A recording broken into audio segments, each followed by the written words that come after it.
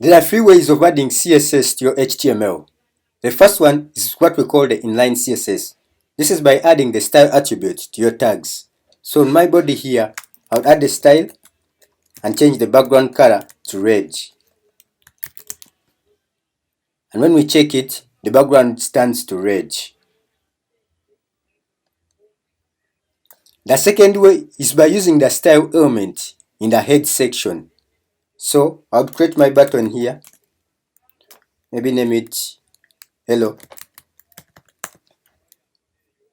So we have that button over here. So to style it, I'll move in my head section and add a style tag. So inside this style tag, I'll define out my button and give it a background color of white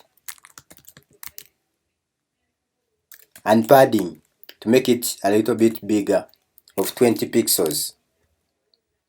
So when we move back to our file, we have the styles applied to our button over here.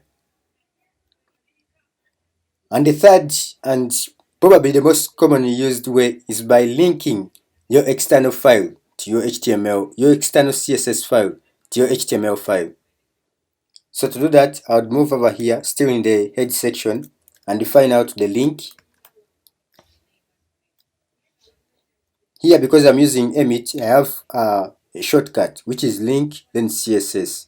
So I would link my style sheet with the link of style.css. This is the location of your CSS file. And with that, I would move back to maybe create another button.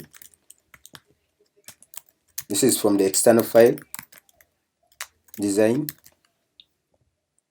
So we have the button over here.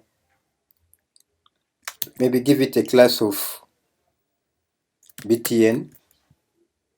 And when I move to my style.css file, call out btn and give it a border radius of 8 pixels and a border of 2 pixels to make it visible, solid yellow.